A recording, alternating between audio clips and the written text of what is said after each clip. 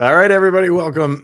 There we go to the Thursday edition of Locked On NHL. Between the Vegas Golden Knights and the Florida Panthers, one of them is going to have their very first Stanley Cup ever. Of the teams who have not won one, who could be the next? Who's the next to say that we have won our first? We'll get to that and some other things here on the Thursday episode of Locked On NHL. You're Locked On NHL, your daily podcast on the National Hockey League. Part of the Locked On Podcast Network, your team every day.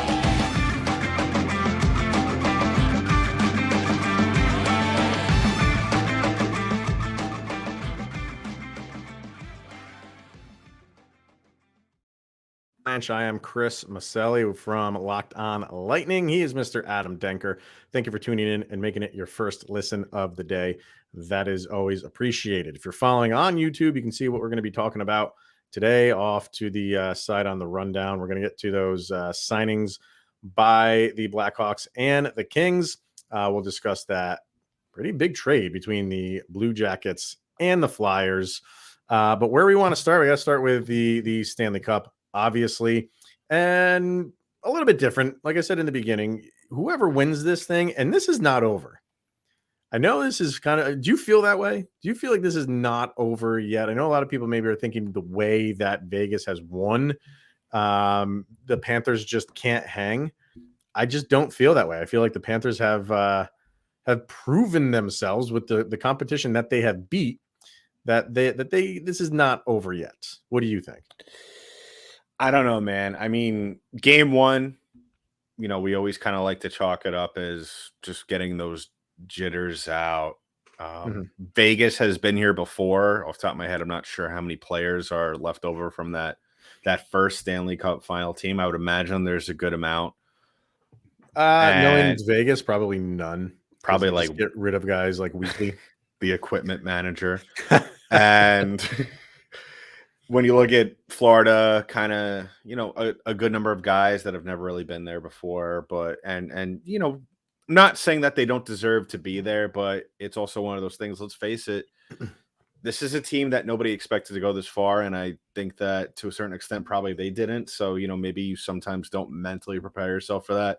Game two, I kind of figured that it was going to be a little bit closer, and it just got worse from there. I felt like once Vegas, I believe at one point it was tied, maybe 2-2. Maybe I'm thinking about the first game, but yeah, it was tied. And then once Vegas got that go ahead goal, you just saw kind of the ice tip completely in favor of Vegas, and just Florida had no answers for them. As to whether or not it's over, I mean, I don't know. I like to stay optimistic and say Florida still has a lot of fight in them. You just don't go to the Stanley Cup final and roll over the way you did. You just don't allow Pittsburgh to lose one of their last two remaining games to get this far, just to say you came this far, Chris. Right. Okay. Right. And just for Florida fans that are out there that are watching this or listening to this, I'm fully rooting for the Panthers and putting aside my rivalry. Yeah. But Florida rivalry. I don't know. I just feel like Vegas is just a bigger team, though. I mean, Vegas a lot more than I do, but I mean, when I look at the eye test, Vegas is just bigger. They just assert themselves better. I mean, that could all change in game three. So, yeah, I think overall Vegas is the better team, but I didn't think it was going to be game one. With the time off with Florida, you thought that would play a role for a little bit. And they actually came out, looked pretty good. It wasn't until late where it seemed like they lost their legs, which was odd because it's almost like maybe they're not going to have legs in the beginning. It was kind of reverse, which was just weird.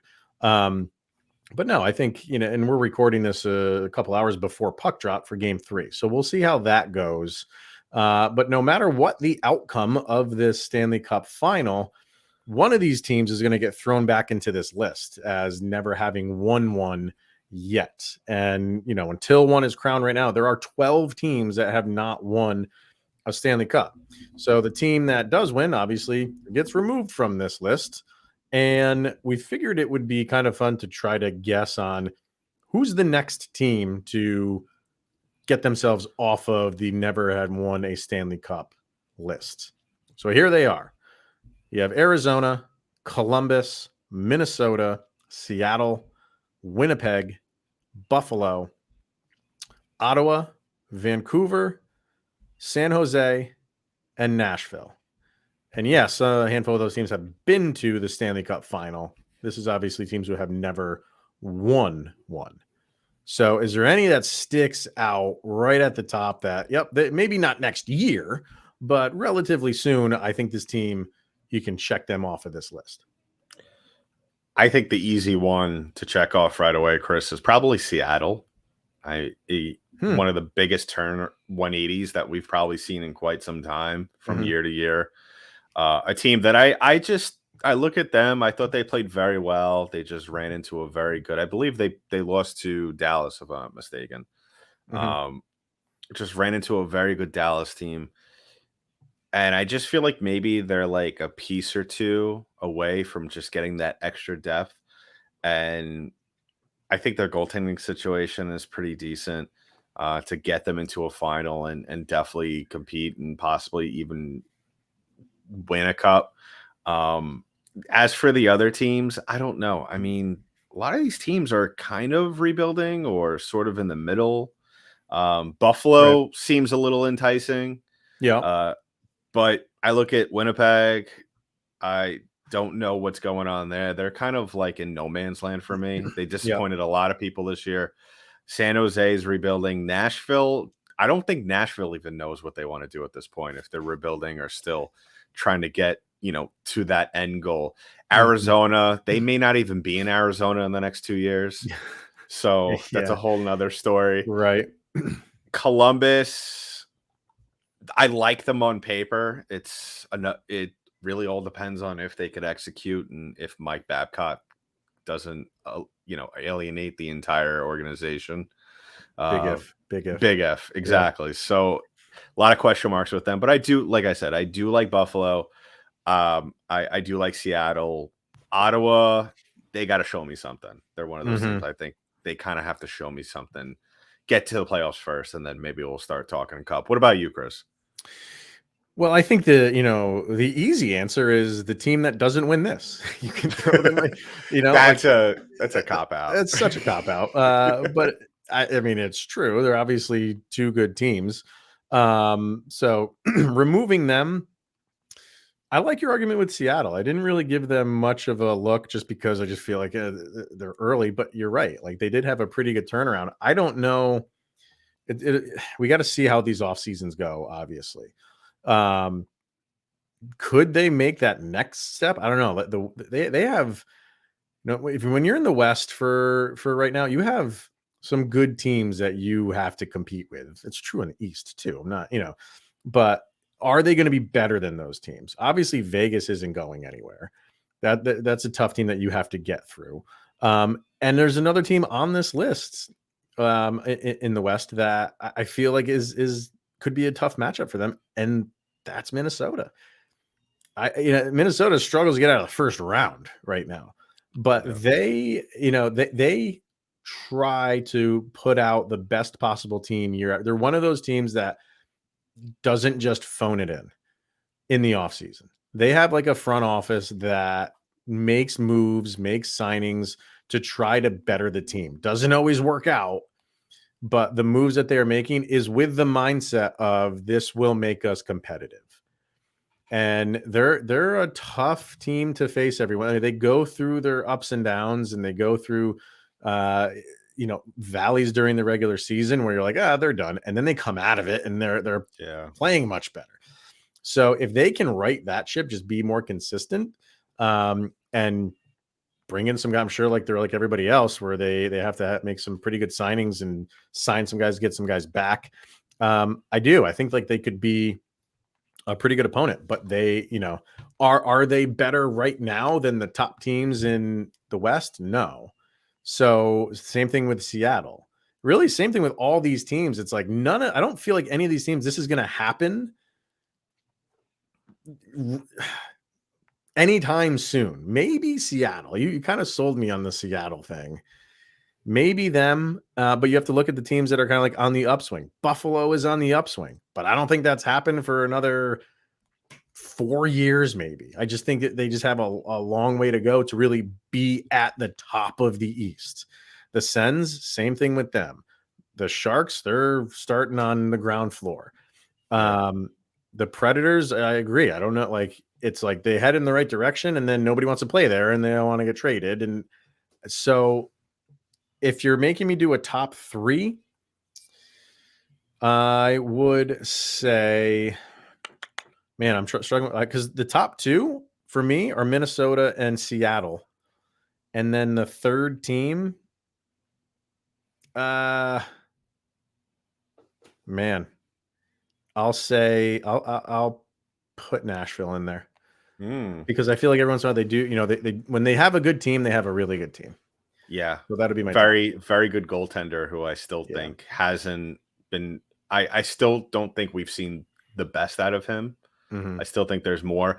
If I had to put a third, you're gonna have to highlight this team, put a huge question mark around it, and circle it twice with red pen. Because I think this offseason, depending on what happens with them, is definitely going to determine whether or not they even get remotely close to some sort of even a playoff run in the near future. And that's Winnipeg, because there's all those rumors, Chris. I don't know if you've heard them, but there's some people talking that they may trade Hellebuck this offseason. But I think that you don't have to do much with Winnipeg. I think maybe some pieces here and there. But if you have Hellebuck and you get into the playoffs, we could see sort of kind of like what we saw out of Florida. With them, the only difference now is that Brovovsky hasn't really performed throughout the course of this huge contract that he's getting with Florida. And he's kind of gotten back to his old bad habits this final series. But you get a guy like Hellebuck, who I think we could both agree is on top of his game and 45 days a year. I mean, you could very well win a Stanley Cup with that guy. Yeah, it's true. You got to look at who's there. We'll see though. It'd be fun to watch, so you can maybe compete for their first victory. So I don't see any of this breaking down the walls anytime soon. But you never know. You make a good signing here and there, and it brings you up the standings. So we'll wait and see. All right. We have a trade to talk about, which happened the other day between the Blue Jackets and the Flyers. We will talk about that right after we talk about Gametime and the Gametime app. And buying tickets to your favorite events should not be stressful. And Gametime is a fast and easy way to buy tickets for all sports, music, comedy, and theater near you, with killer deals on last-minute tickets and their best price guarantee. You can stop stressing over purchasing tickets and just get hyped for the fun you're about to have. What are some good things about the Gametime app? They have flash deals on last-minute tickets, easy to find and buy tickets for every event in your area. They have the images of your seat view, which is fantastic. They have a lowest price guarantee, event cancellation protection, and even job loss protection. So download the Gametime app, create an account, use the code LOCKEDONNHL, and get $20 off your first purchase. Terms apply. Once again, create an account and redeem the code LOCKEDONNHL for $20 off. Download Gametime today. Last minute tickets, lowest price guaranteed. So the Blue Jackets and the Flyers made a pretty big deal of a trade in terms of heft. A lot went to one team here, and that's the Flyers. So just to revisit this, here we go. So the Blue Jackets got Ivan Provorov. The Kings got Hayden Hodgson and Kevin Connaughton. And they kept 30%, I believe it was Provorov's deal. And the Flyers acquire Cal Peterson, Sean Walker, Helge Grans, Columbus's first-round pick this year, their second-round pick next year or in 25, and LA's second-round pick next year. So they get 3 picks, a firsts and 2 seconds, and 3 players. What's your overall take on this deal? I think I was just as surprised as everyone when this deal broke. Just a very interesting trade for the Flyers, who are I still don't know, Chris, if they're like selling or like what exactly is going on in Philly right now. Um, they're rebuilding, and I think this is a great way to rebuild. Does You get bring some young players, you get 3 right. draft picks, all of which are in the first or second round. So this is how you do it. You got to give up guys, that have Yeah. meant something to you, but I mean, is he part of that rebuilding? I don't think so. So go do this. I like what Philly did here. I think they made out here. I'm more interested to see how this helps Columbus. Yeah. I don't know. They're a team, like I said earlier, very good on paper. Just when everyone just doesn't come to the table during the regular season.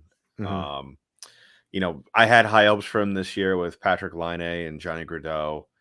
And I feel like also getting Provorov and maybe correct me if I'm wrong. I feel like getting Provorov for Columbus is kind of correcting trading Seth Jones a couple of years ago.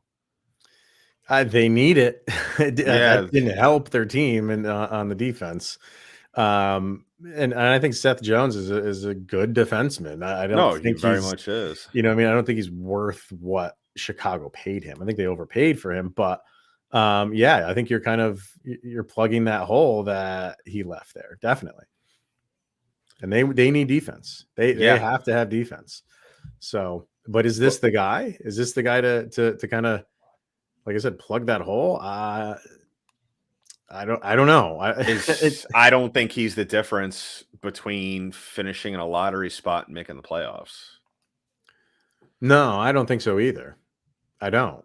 So it's something that they need. Yeah, but just I just feel like, and maybe this is just me because with what Philly got back in return, I feel like, this is an interesting trade and kind of a interesting, like, just trade to pick apart. And, we could maybe see later on in the season who actually won this.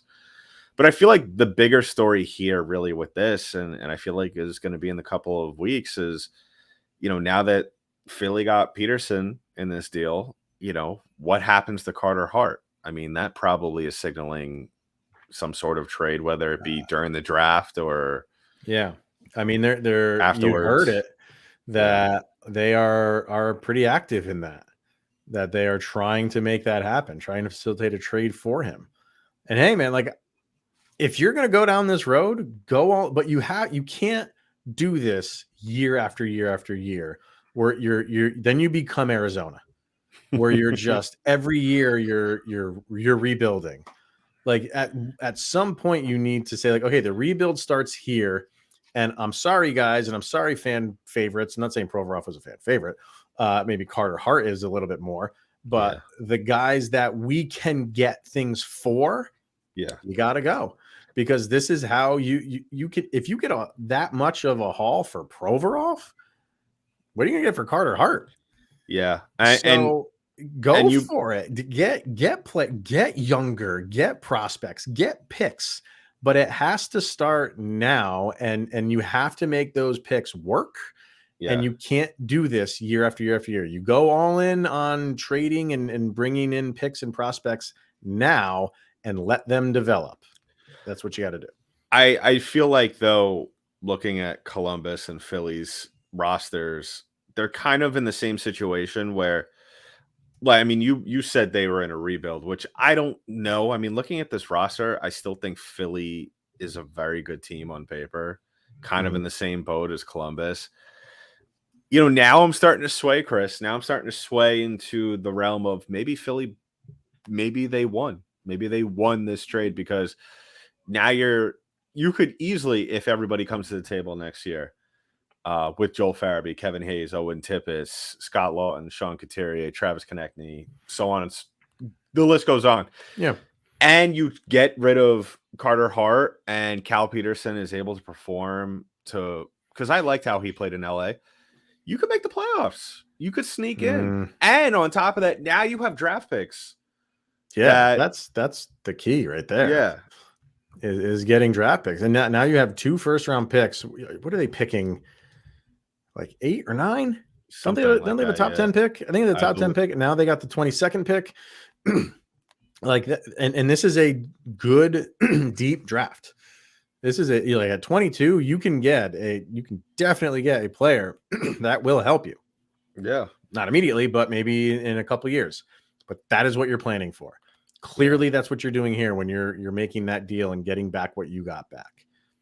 I'm like Danny Briere, to me, like his first move was a good one. You're getting golf claps from me on that deal. And man, if you can pull that, I shudder to think what they can get for Carter Hart, because you probably can pull in more. And man, if you're just going to load up on draft picks where you're getting first and second round picks, it's still going to take a couple years because those guys have to develop and get ready.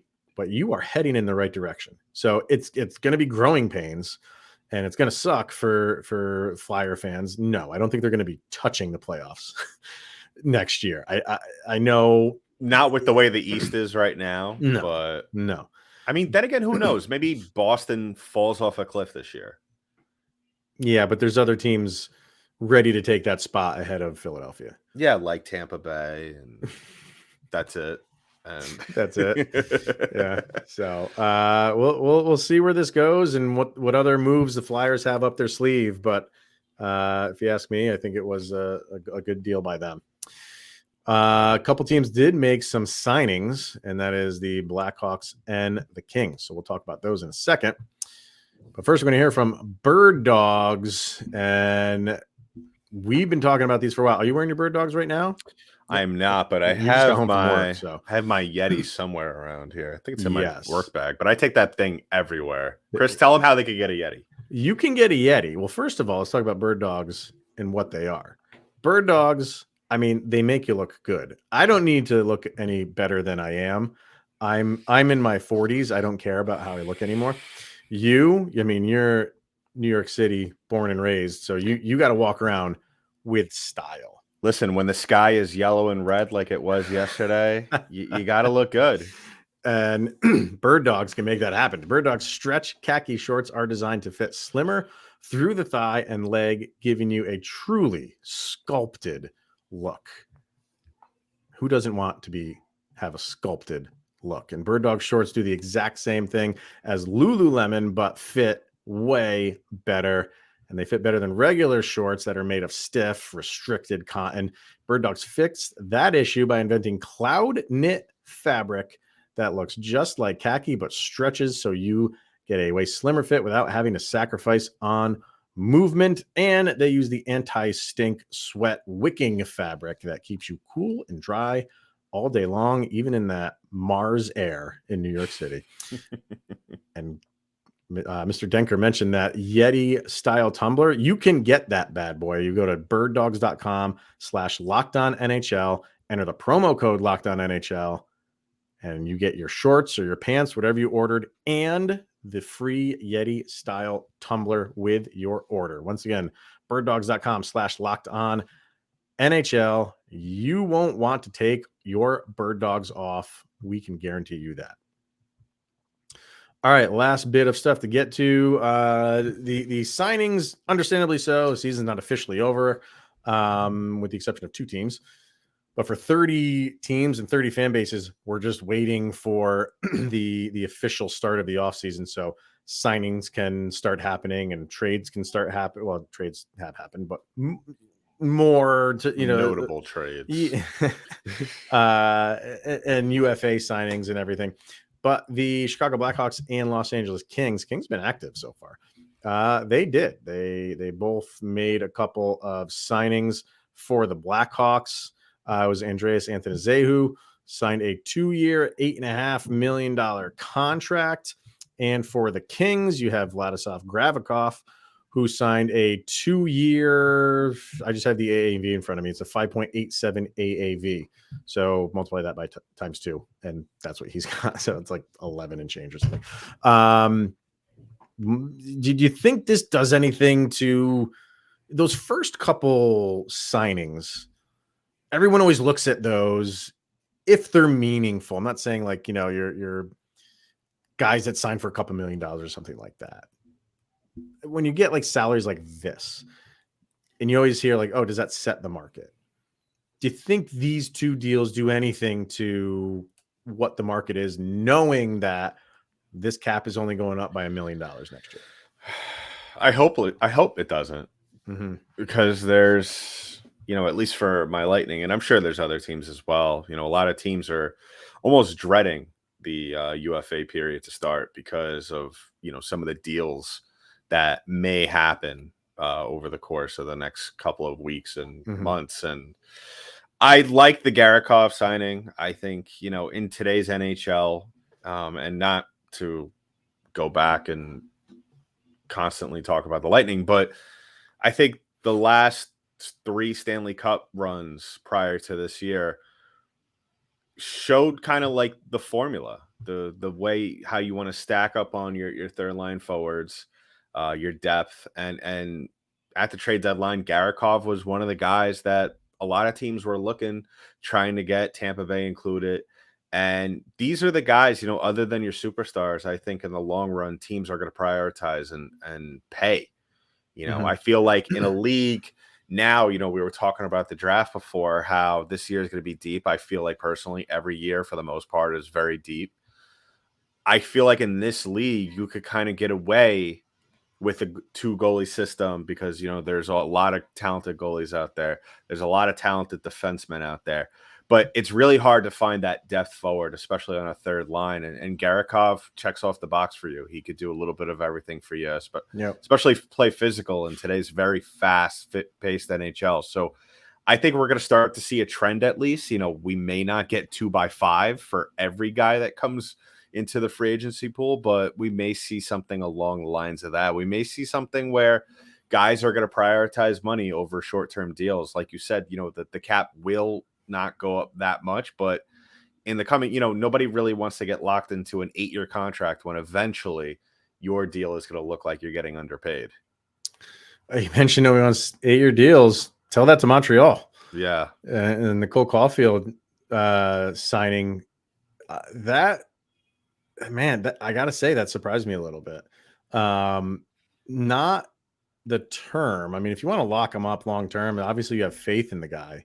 But the dollar amount, I mean, he's almost near $8 million a year, right? Yeah. That one was a little bit of a surprise to me. So, but they, I don't know, like, it's not like they have a ton of money in the world. Like they're kind of up there. Yeah. So, but I was a little bit surprised at that. And Kyle and I talked about that on our show about, does that set the market for guys for RFAs in his draft class? Yeah. Bo Byram is one of them. And it's kind of a big question right now. In what do the Avs do with Bo Byram? Bridge him or go long term? Byram's looking at what Montreal did with Caulfield, and they're like, probably like, I want that. And you can't fault him for that. And I don't know where the Avalanche sit on it. They could go either way, but knowing the Avalanche, I just kind of get the vibe that they're going to want to lock him up long term. Yeah. So we'll see what happens with that. The Anthony Zehu one, like, I think that's a pretty good deal for him. He was one of those guys that, hey, I would have taken a shot on him. I think. Yeah. But I also feel like I didn't really think he wanted to go anywhere. I think he understands, like, that team having that number 1 pick. He probably wants to be front and center to see Connor Bedard do his thing and become what we all think he can become. Right.